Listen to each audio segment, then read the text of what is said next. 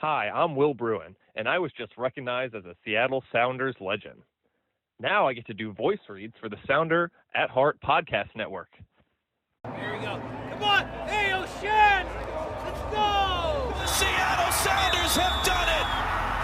MLS Cup winners! The Sounders rule the region! Seattle Sounders is campeón!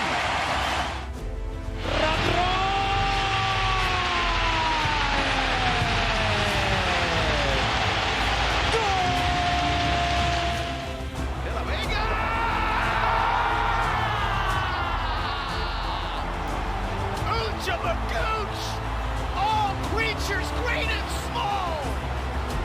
Rothrock going to collect it. He does just about. Runs into the advertising awning. Low to our left. Ball goes in. Oh, what a cross! And what a goal! Where's my copy? I got a bunch of them in the car. I'll get you some. You're handing them out for free already. How many cost on them? $50. I'll Venmo you.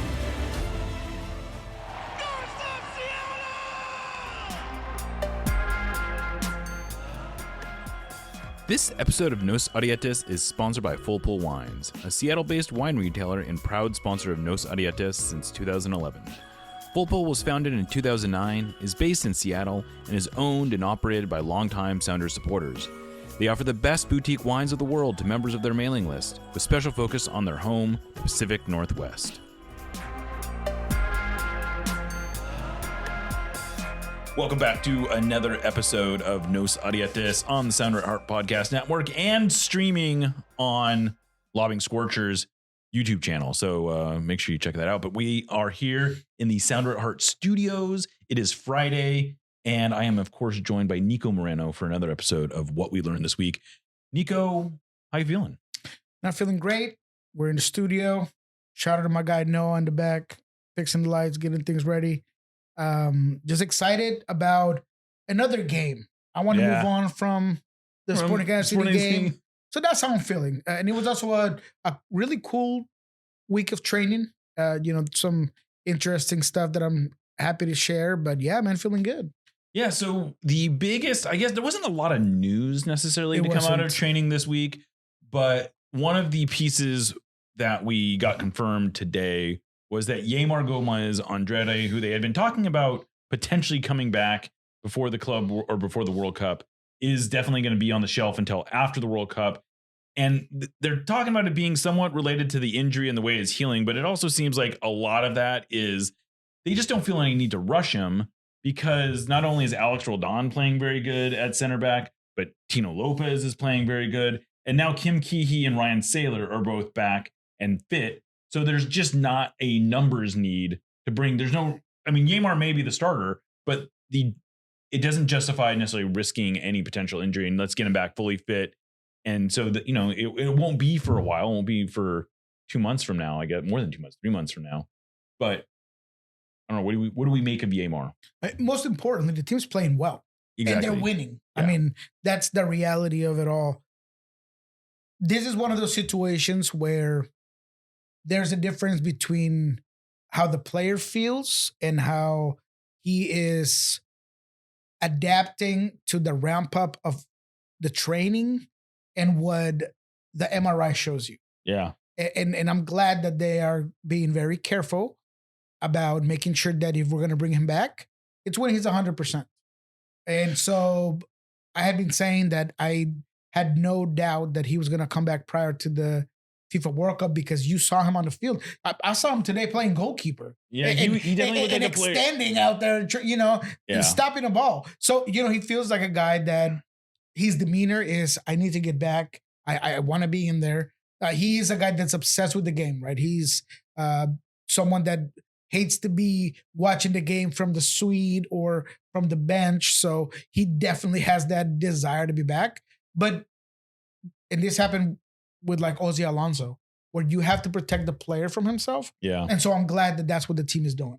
And I can understand also from his perspective, this is a contract year. Yes. He's going to be out of contract in the end of the year.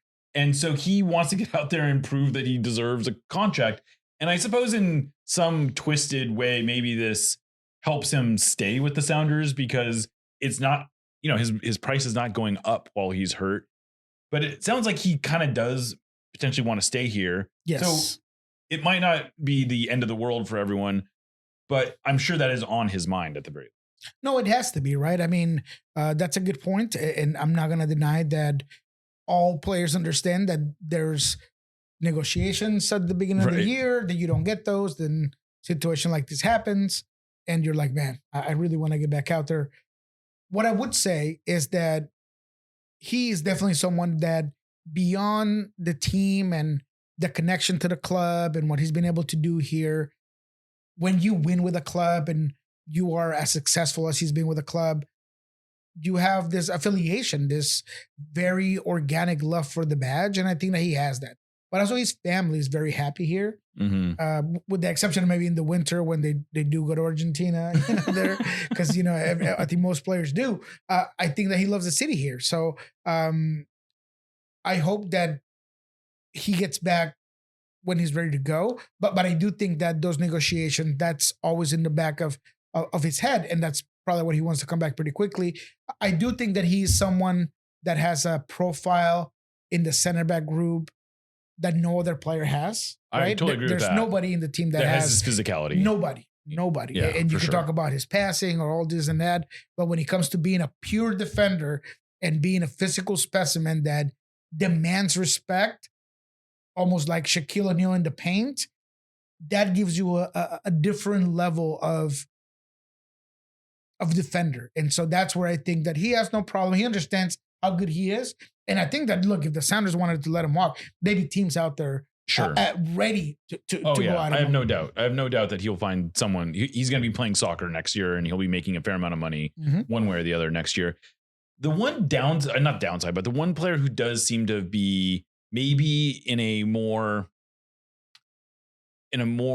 nebulous place is Stu Hawkins. And we asked Schmetzer about that today.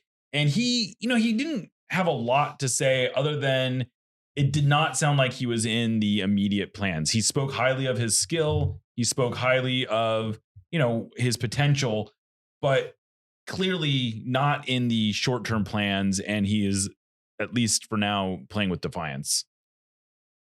Man, Stu Hawkins has been plagued by injuries at the worst times possible. Whenever it's Stu time, he gets injured, and that has hindered his ability to make his mark with the team. Yeah. That has handicapped his ability to grow and develop with very well-deserved minutes on the field. And it's to a point where other players are getting those minutes and they're performing at a level that all of a sudden it puts you in a predicament of just going lower and lower in the pecking order, and not anything against Stu. And it's not that he's playing himself out of it. He's done nothing his fault. None of it is his fault, but it is a credit to the other players. And we'll talk about Tino because I don't want to make it about Tino right now. But Stu, I have no doubt that is an excellent prospect. And he's a very well-mannered kid that loves the game. He's so poised on the ball, has all these attributes to be this very good center back.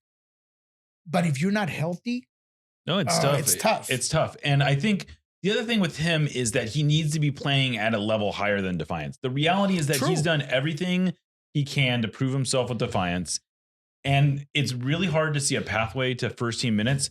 And look, it's not a competition between him and Tino Lopez, but Tino Lopez right now has shown everything that he deserves the minutes that theoretically would be going to Stu Hawkins.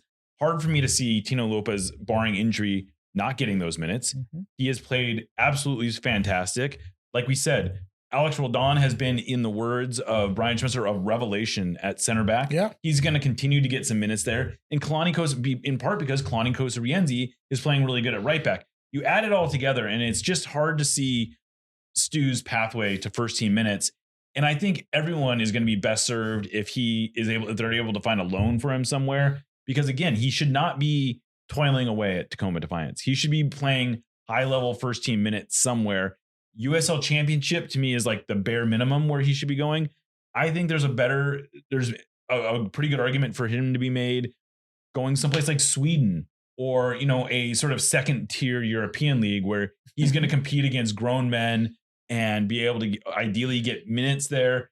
And, if not that, then who knows? Maybe he does go somewhere else in MLS. I don't know. But Colorado. I'm sure they seem to love former Sounders. I don't want to spend too much time on that. What were some of the other observations you had from training this week? Well, I'll start with the one that's a good segue. Look, Tino Lopez, over the last 2 weeks, I have been focused and just completely amazed with his athleticism, his growth, his confidence. And look, I'm talking about a player that is not starting, right? Or it's not starting. Maybe Wednesday, maybe midweek he might start, but right now he's not.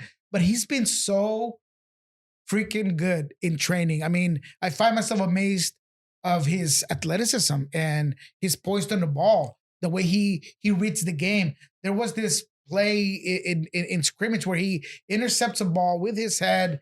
He brings it down. He looks up, finds the player out wide. I mean, they had been playing him not so much as a left back, but like in a 3-man setup where he's pushing high on his end. And the kid got wheels. He's got wheels, man. He's got wheels. He's got vision. Man, I absolutely love what I see from Tino Lopez. So I'll start there. And I'm starting where maybe I shouldn't because he's not going to start this weekend. But I've been dying to say it, and I didn't get to be here last week because Tim was here. But, man, he's just been so good. The thing that's so funny to me about Tino Lopez is when I would watch him at Defiance and watch him train with the first team before this year, my reaction to him was always, he looks like he can play. He looks like he fits in. But I don't ever remember feeling like, wow, this guy is a player. He's going to be potentially a starter in this league. I never got that from when I saw him play. Whereas even like Stu, sometimes at Defiance, he was doing stuff where I was like, no, this guy has got a huge ceiling. And maybe it was the age bias. I don't know.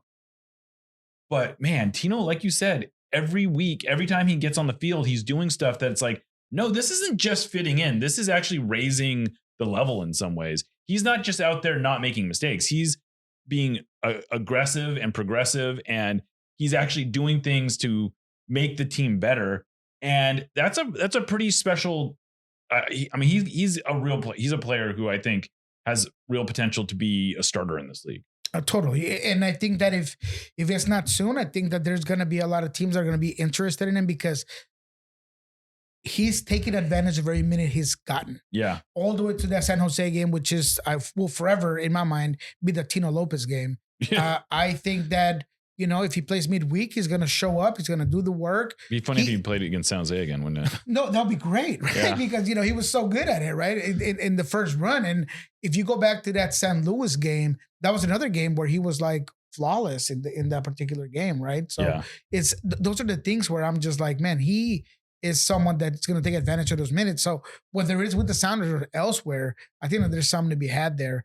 But I don't want to spend too much time on him because I know that he's not starting this week. So let me move on to Jesus Ferreira, man. I think he's looked really good this week. But beyond the field, to me and all of you guys out there, he just seems to be a guy that has really found his spot, not just in a soccer sense, but in a human aspect, right? Yeah. Like he told us today that he wanted to go to a Storm game. He wants to go to hockey games. That last year was, a little bit weird. He wants to sort of put himself on the Seattle sports map, I think. Totally. And I see that on the field. Today, he was doing all these little dances. And again, that's credit to Schmetz and the coaching staff because they do some really fun stuff that really gets guys going. But today and actually this whole week, I've seen him just loosen up and become one of the guys, right? He's always had a little bit more of a serious take to the game. And he's got friends. He's cool. But just over the last couple of weeks, just he's loosened up and like really gotten tight with this group. And I love to see that. And going into this game, particularly, I look at, and we'll talk about San Diego here later on in this episode, but I think that him and Albert, they're going to have a field day with this San Diego defense. And so when I look at what he's been able to do this training week. He's been good on the ball, shot after shot. I mean, some on the post, some have been saved, 3 or 4 goals. I don't like mid-range, something that we've been asking, right? Well, him to do. I think last game, in last game, it was a little of a bit of a shame that they didn't get the result that they wanted and deserved, because I think we would have been talking about Jesus Ferreira different, because it was a really good game from him. I think it was the game where he, in some ways, looked the most comfortable. He took a bunch of shots. He was a little unlucky not to score. He had one that got saved off the crossbar. He had 2 other shots where they were sort of open looks that he created for himself, and he just pulled them wide. One of them was saved. He looked really comfortable. He looked really good. And I'm really liking what I've seen over him, especially over the last 4 or 5 games, where he just seems to be looking for his own shot and is just much more in the game and involved. And I think that's going to bode well for everybody. He was the epicenter of every good attack that the Sounders had. And I mean, I have been on record talking about how influential he's been from day one this season, and how high I was about what he could provide for this team. Because if there's something that the Sounders haven't been able to really get since Niko Lodeiro, has been a true playmaker that makes that team a lot better. And I don't want to, I know what you're going to say, because I don't want to dismiss or take any credit away from Albert Rusnak. He's not a playmaker in the same way. He's a different kind. Totally, I would say that and I don't know that Albert is even though he ends up with a fair number of assists, playmaking is not necessarily the way I would describe him. He is capable of hitting a lot of good passes, but he's not breaking guys down off the dribble. He's good about getting his own shot. Like, I think in some ways he's better at getting his own shot than Jesus is. But that's where we're seeing Jesus develop. And I just think that they're more complementary. They become more complementary. And it's funny to think about this time last year, we weren't wondering if they could be on the field together. True. And now they look like they really belong together, which is just kind of funny how those things sometimes work. That's my favorite lineup. And we heard it from Albert and from Jesus this week, where in the biggest games that the Sounders have had, and in my opinion, when they've looked the best, there's been dual 10s. And Ferreira even broke it down today, where it's difficult for that left back to figure out who he's going to defend, where he's going to go. You have 2 playmakers where, Ferreira's using that inside lane and he's that pocket winger, and Kalani is coming at him and stretching it out, making sure that he keeps that lane ready to go. And then you have Albert Rusnak doing his thing inside. So to me, Jesus, and this is credit to Danny Jackson from KJR, I think he was spot on saying Jesus is a goal scorer that's been turned into a playmaker. And now he's a playmaking goal scorer. And that's a great combination to have, right? Because he could playmake, he could be another point of reference inside the 18. If there was anything that I thought was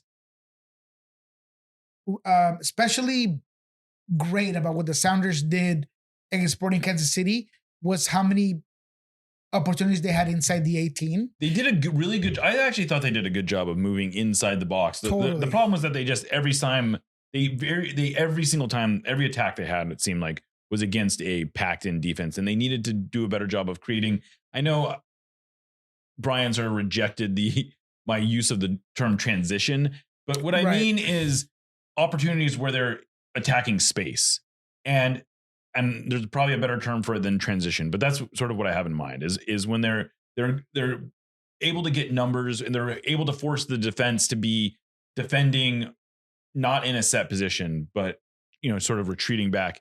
Anyway, they were not able to do that against Sporting Kansas City, and that's something that they're going to hopefully be able to do against San Diego, because San Diego plays a style that is a little bit more open to that. Totally. And it is hard to do.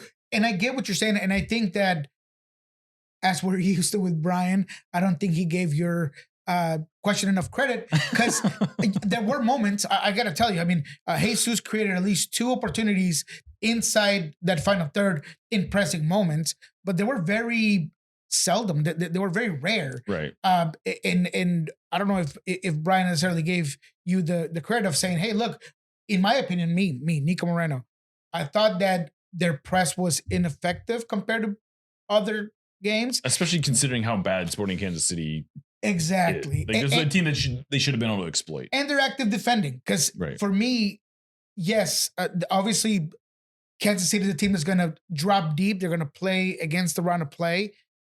But they should not be able to create 7 clear chances on goal with 32 or 33% possession, because in those moments that you were able to just bring him back, you were having a hard time getting the ball and not allowing those chances to happen. So for me, I totally get it. I think that there were 2 or 3 moments of transition, but they were not as constant and effective as they typically are. Yeah. The other thing that caught my ear this week, today, in fact, was when Brian Schmetzer was asked about the number 9 position.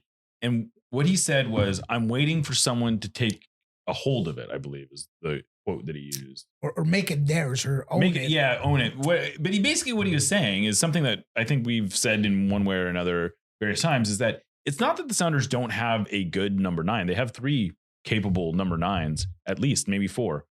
What they haven't had, though, is someone who is going to stand up there and just sort of like, no, I'm the guy. And that's sort of what Danny Musovski did at times last year. Even Jordan Morris at times was able to assert himself, like early in the season. I thought he made it very clear that he was capable of being the Sounders starting number 9.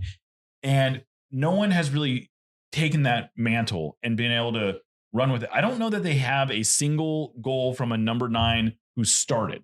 Now, because both of Danny's goals came from off the bench, Osaze's goal came from off the bench, and Morris's goal came as a winger. And so they just need someone. And it seems like Jordan ideally is going to be that player. I expect that he's going to start this week, and he's starting because that's how they get the most talent on the field. But Brian also said there's going to be times this year where they aren't necessarily starting the most talented team. They're starting the team that matches up best with the opponent. But a big part of that is going to be who's our number 9. And I think what Brian is saying is someone needs to grab this thing and say, look, I'm the number 9. Everyone else is my backup. Yeah, I mean, I don't usually toot my own horn, but beat. I mean, the way I asked the question was, are you getting enough out of your number 9? Like, if your number 9 is occupying space and it's allowing your wingers to get goals like Rothrock has, and is opening up Jesus to get some goals, and maybe Albert gets on the score sheet, maybe that's good. But what else do you need? And I love the way he said, I just want somebody to own it. I want somebody to grab it. And look, to be honest, even with Jordan Morris, we haven't had someone who really owned a position since Raul Ruiz. I would agree with that. Where it was undeniable. You were never wondering, hey, what's Raul playing today, man? I don't know. He's playing the wing. No, he was your 9, right? Yeah. He was that killer in front of goal. He was that guy that was going to get you where you needed to be. He was the TNT, the gunpowder, that point arrow at the end of that stick. And that's what you need right now. And so that 9 position to me is where the attack hasn't quite entered that zone of we're exploiting our maximum potential. And for a team that, when it comes to the talent level, perhaps it's not in the same scale as the LAFCs or the Vancouver Whitecaps or whatever it may be in terms of like the salary or whatever you want to call it, they need to be at their best. And I still believe, and this is an unpopular position, and I get that. The comments are going to be great. I still think that Jordan Morris is the guy. And as much as he hasn't necessarily grabbed it and owned it and made it his, that's my favorite lineup. It is. I think it's with Jordan at the 9 and Paul on the left side. Absolutely. Yeah. I don't think that there's a lot of debate there. Well, maybe there is debate there. There's debate. I should say there's debate. I shouldn't rephrase that. You're crazy. He's not a 9. He's a winger. There's not as much doubt in my mind, I should say. I agree that there's a lot of debate about it. But I do think that Jordan, because the thing is, Jordan is the only one who sort of is able to make those runs behind. People are crazy if they don't think he's good at hold-up play. Might be their best. In some ways, he's like their best. They're not watching close enough. Right. He's probably their most effective presser. Yes. At the 9, yeah. At the 9, that's what I mean. And he is, yeah, sure. I think you can argue that maybe his variety of finishing. Like the way he finishes is not as varied as some of the other guys, but he's a good goal scorer. If they can get him going, that is by far their best option. Now, if they want to in the summer and they want to open up the checkbook and they want to sign a world-class number 9 or something, look, I'm not going to tell you that you can't improve on Jordan, but for right now, the way that the roster is built, at least for the next 4 games, to me, it's obvious that Jordan should be your number 9. And I think that, and again, maybe he doesn't start on Wednesday or something, but they really do need someone to sort of step up and just proclaim, I'm the number 9. This is my spot. You got to take it away from me. Absolutely. And look, the thing that I consistently say that you and I are good at doing is that we stay consistent with our own thought process. And both you and I, since last season, since last summer window, we've said, if there's a position that we would love to see come in here from this U22 or whatever it may be, it's a 9. Yeah. And I think that time has given us that validation, because as much as I love Osase and a lot of the things that he does, as much as I've learned to respect Danny Masovsky, despite all of the, debating that I had to do about him not doing what he did last season, which, as we all see, it's not going to happen. Those 20 goals are not coming through that door. Not this year. And then Jordan Morris, who the finishing has always been a thing that he is struggled with, but I do feel like sometimes there's some unnecessary and unfair criticism on it. He is the one guy left that's going to be able to take you to that spot. But that's the only position where I'm like, man, if you could bring somebody that is the next guy that's going to take the torch from Jordan, then go get him. Go get him. I don't care where he comes from. He doesn't got to come from Argentina. He don't got to be Brazilian. He could be Scottish, whatever. I don't care. Just get me a guy that's going to come into the league and own that position for the next 5 years. Because now we see the struggle of not having that number 9. Yeah. And I think that's one of the things also that we sometimes get a little caught up in is, well, where are you going to put this new player? And I think one of the things that the next stage of MLS evolution to me is that you don't just have a starting 11. You have a group of 18 players who could all be starting in any given game, and that there's real competition and that no one's spot is secured. And I think the Sounders have done a good job of building towards that. They aren't there yet. I mean, they do. I think they probably have 14 or 15 players who in any given week could be starters. But I just think that there needs to be more high level competition. And yeah, sometimes that means bringing in a player who is that's already playing a position of strength for you, or that you already feel like you have a potential starter at, and making them compete and making them go for it. I don't know if this is the year that the Sounders will actually spend the money to make that happen, but I think that's the mindset they should have. Yeah.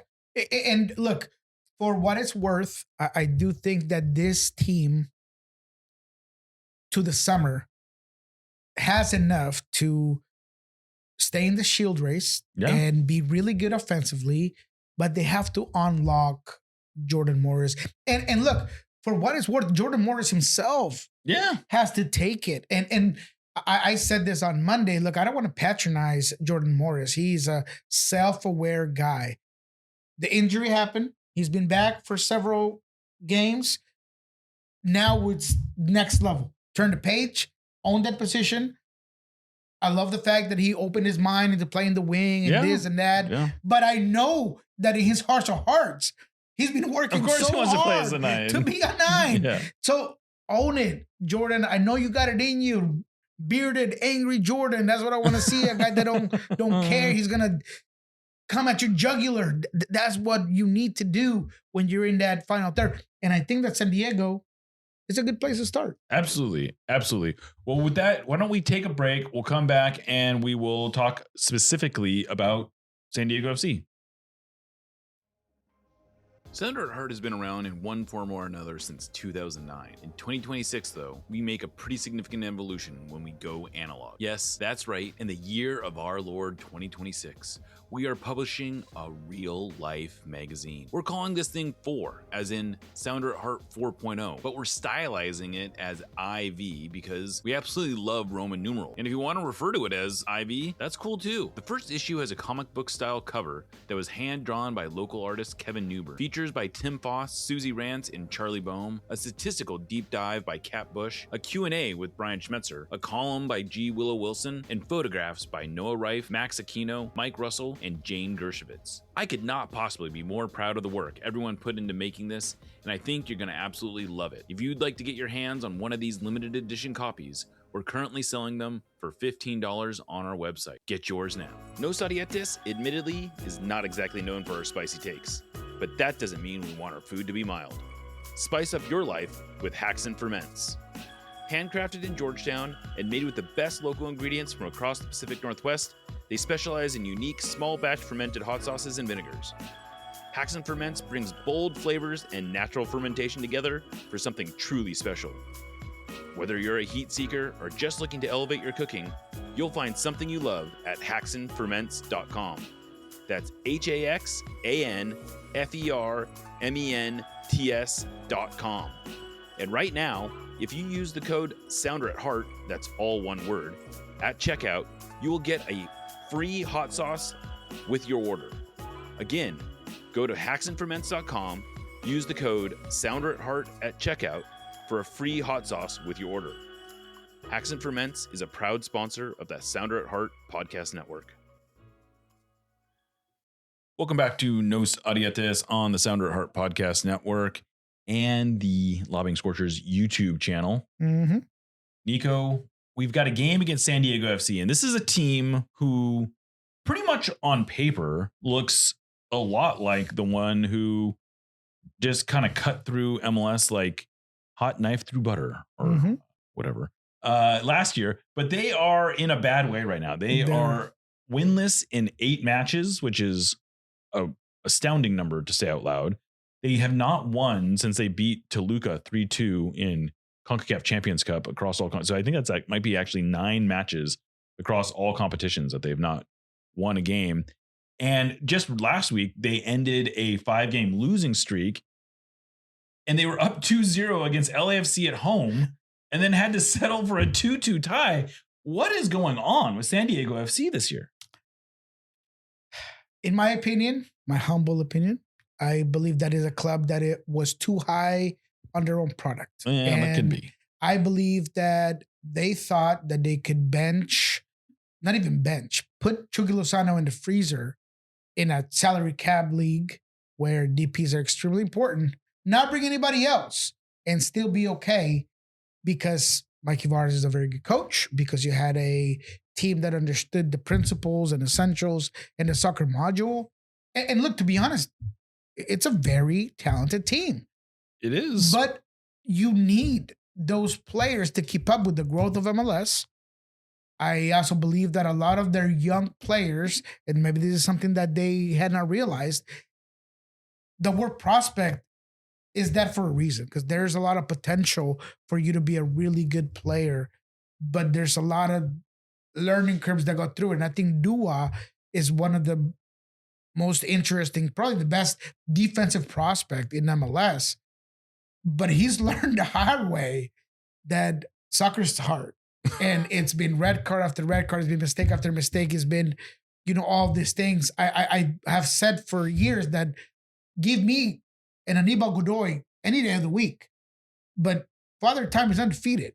And if you don't have a backup for Anibal Godoy at this point in his career, he's lost a step or two. And by the time he's the 65th minute, he's lost 3 or 4. Yeah. And that's what happened against LAFC. Godoy was getting stretched out. He could not handle the amount of room that he had to cover. McVay's having to push up. It's a team that just became in disarray. And LAFC took advantage of it because they do have the firepower to do it. And now LAFC started rotating, but they had players coming off the bench.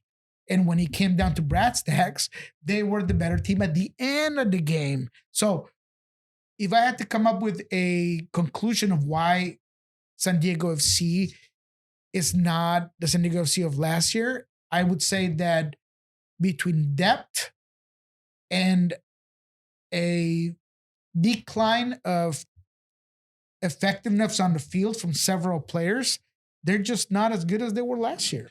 This is also a team that has been decimated by red cards. They have 7 red cards this year. Sure. And I think 3 of those are duas. They are. 3. I think 3 of them are duas and 3 of them are McVeigh's. Oh, there you go. Duo only has 2. But okay. McVeigh has 3. I mean, this is a team that's your 2 starting center backs have 5 red cards. That's a problem.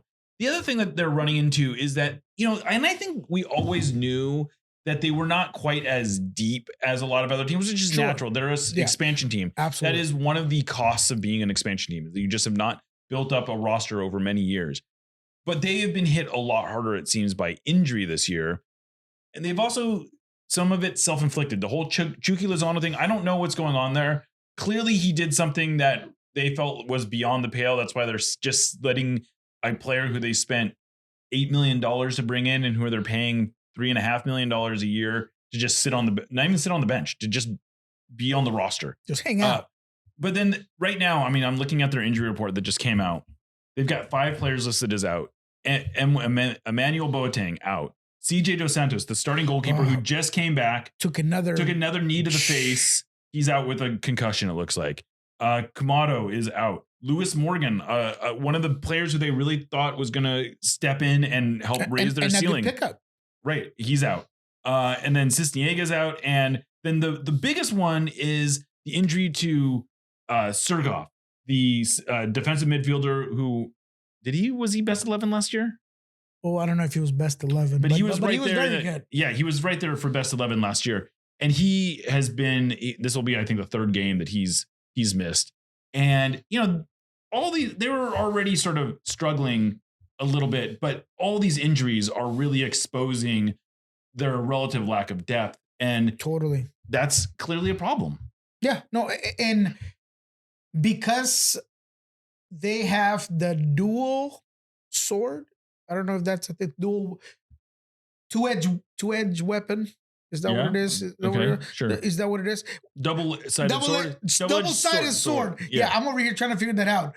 I was trying to translate it from Spanish to English. But when you have a coach that is set on his ways, that this is the way we're going to play. We're going to press high. We're going to dominate possession. And I don't care who's on the field. This is the way we're going to play. Right. You are going to find times where that's not going to pan out. Right. And by you not having a plan B, you're going to have issues. And that's where, in my opinion, this team has been unable to just get results. Sometimes the result is about just grind it out. Like the Sounders have done it this season. Smash and grab. Like it doesn't matter how you do it. It's all about just getting results. And so with that in mind, when we talk about this Sounders game and the tools that they have and the absences that they have, I think he matches up pretty well for the Sounders because they're a team. Of course, you would have said that last week, but anyway. No, and I said that last week, but I did. You know what? I do want to make sure that people know that I was concerned that the Sounders are going to drop points because I don't know. To me, there's always those teams that the Sounders tend to drop points at, and I think so. I heard somebody tell me that stats don't really follow this, but I thought Sporting Kansas City away. RSL away. They definitely have that reputation. Yeah, where things just kind of fall apart. But at home, against an expansion team that is as open as the San Diego FC are, and in a midfield that, look, I promise you that going to this game, look at Aníbal Godoy in the second half. Past the 60th mark, dude is gassed. So I think that the Sounders, with the way they handle, the way they play through pressure, and the through passers that they have, and hopefully a very good game by your dual 10s. And I think this is going to be a good game for the Sounders.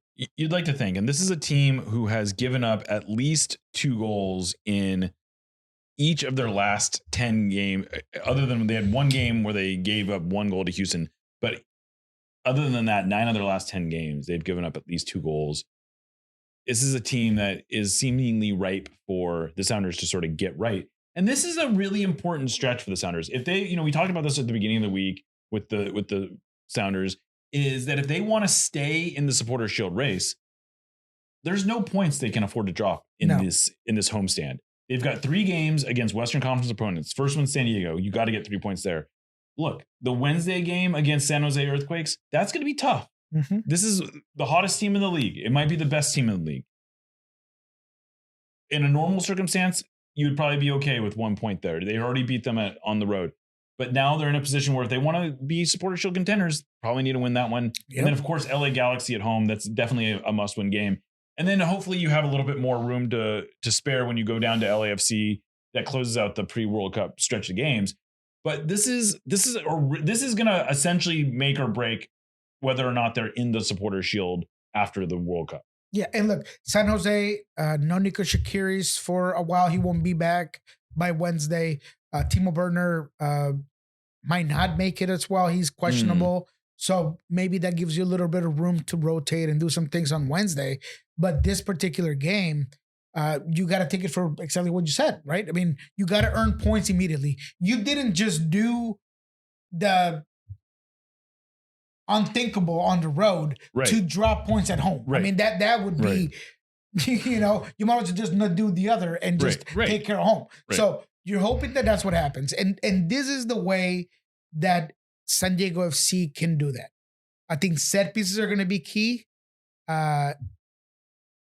When it comes to just delivery into the box, whether it's through free kicks or corners, Ingvarsten is a very good player on air. I think that Dreyer has phenomenal delivery. You got McVeigh, you got Dua, you got a lot of players that can really beat you up top. So you got to take care of that. Silly mistakes. If there's a team that's going to take advantage of pressing moments and turning the ball over in your own half, is San Diego. That's how they got a couple of the goals against LAFC. That's the way they've gotten a couple of goals this season. They're a very good team in transition. So you got to be mindful. You cannot have the Christian Roldan mistakes that you had at Sporting Kansas City. Those unlike mistakes, they cannot happen. You have to be poised on the ball. You got to take care of possession. And I don't care about possession percentage. I don't care if you go 40 or you go 30, but that 30 and that 40 better be very good. Yeah. And they better be purposeful, right? So you got to be able to take care of that. And finally, you cannot allow Andres Dreyer to get in this game. No. He has to be eliminated. He's a killer. He has to get minimized. I don't care if Pellegrino gets a goal. I don't care if Balakari gets a goal. You just don't want Dreyer being the guy that gets going in this game. No, he is a very, very dangerous player. Andres Dreyer was a lot of people's MVP last year in the non-Messi edition. Newcomer of the year. He did win Newcomer of the year. I mean, he had an amazing season last year, and he hasn't been quite as blazing hot this year, but he's still got 6 goals, 6 assists, more than anyone on the Sounders. So, I mean, he's a very, very good player, and the Sounders need to be hyper aware of what's going on with him. But as I always say, the Sounders are at their best when they have a team that opens up. That's not going to bunker. Right. That's not going to play deep. And I think that there's a lot of opportunities where Bambino, he is a player that gets high pretty quickly and he gets caught up in those higher moments on the field. So can the Sounders exploit that? Can they get Paul Rothrock behind on that end? Yeah. Can Jesus Ferreira be able to put a Kalani through? I think Kalani is going to have a lot of room to run with as well. So how good you are in the flanks, how good you are out wide is going to be key in this game. But it's really going to come down to your key and most essential players. To me, Jordan Morris, Jesus Ferreira, Christian Roldan, all those guys have to have a really good game. And look, I am boldish about this game. I think that Seattle should be able to put 3 on San Diego. So to me, that would be nice. If the Sounders are at their best, if the Sounders are playing to the level that I know that they've played this year, it should be a 3-1 win for the Seattle Sounders. I would definitely take that. Well, I want to talk about a couple other little things before we get out of here today. One of them is this ongoing save the cap situation. Yes. I just want to reiterate that we don't know what's going to go on here. It does look increasingly likely that the Caps could potentially move. I just want to reiterate what a massive mistake that would be. And I get it. I understand that the Caps can't just sustain losses and losses and losses, and that they are, if we believe everything that's coming out of their side of things, that they make the least amount of game day revenue, that they lose the most money year over year. Look, I get it. Those are problems, but I still think as a league, it's worth taking those losses because Vancouver is a fantastic soccer market. Yes. And there was a story in the Seattle Times today that's talking about what's going on with the Vancouver World Cup organizing, and the show that they are putting on there. It's going to be soccer central. I just think there's so many good things going on with Vancouver around soccer on the field and even in some ways off the field that you would be crazy to walk away from this market. And I really, really hope something can be figured out because I selfishly love going there. I love them being part of the Cascadia Cup rivalry. I love Vancouver as a city, but I just think that even from a totally cynical point of view, it's a market that is worth investing time and energy into. And hopefully something emerges that keeps them there because I think it would be a massive mistake to leave. Don Garber, I'm talking to you. Do not allow this criminal act to happen. I need you to keep the Caps in Vancouver. This is a franchise that has something that MLS doesn't have. That as a South American, I can tell you is the biggest stigma that the Yanks have as a league, which is you guys have no history. You guys have nothing that really puts you into the soccer culture. You have that in Vancouver. You have a community and a franchise that goes back 20, 30 years. 50 years. 50 years. How many clubs, how many teams do you have in MLS that can provide that for you? How many fan bases can say that about their team? Do not allow this to happen.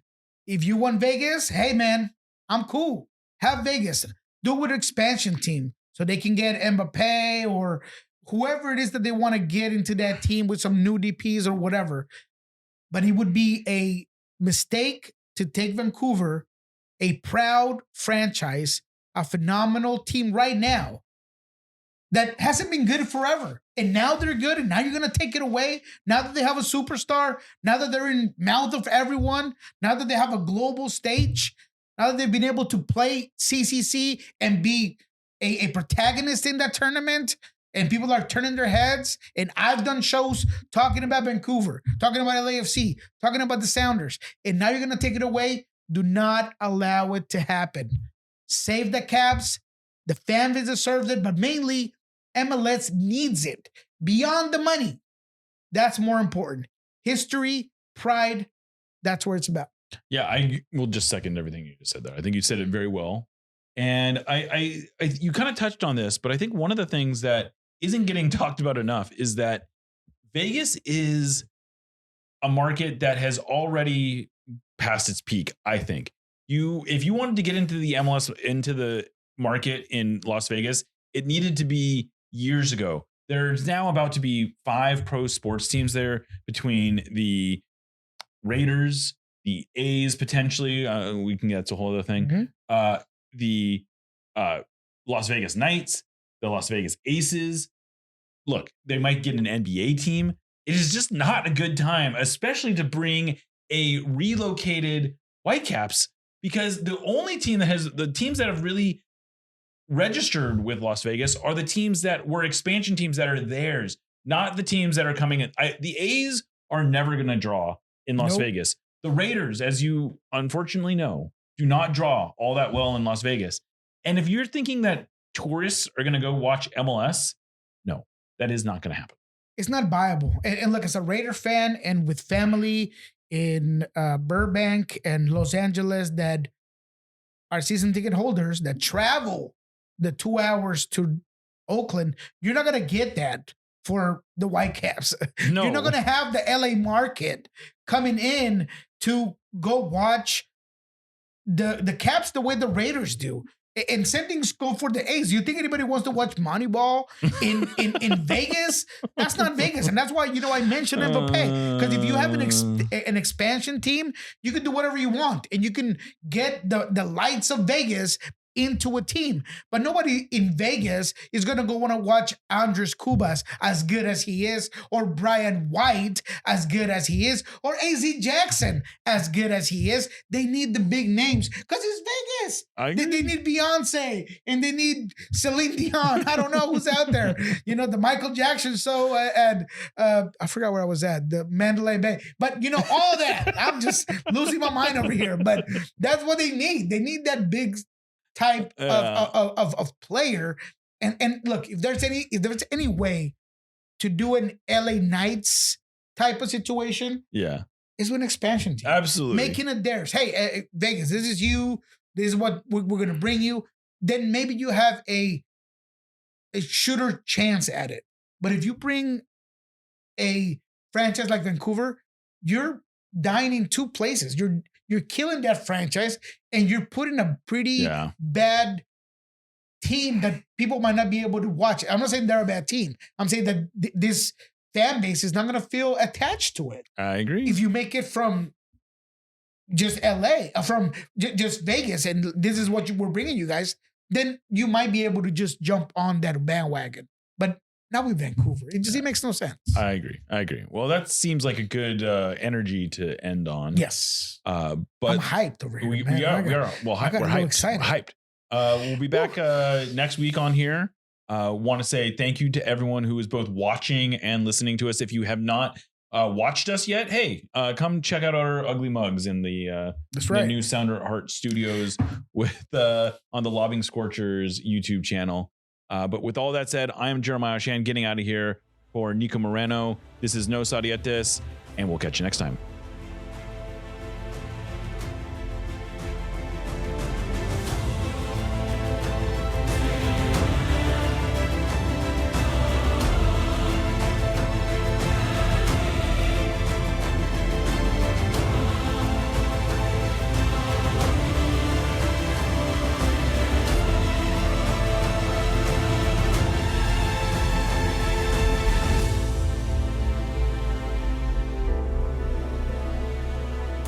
Let's go Sounders.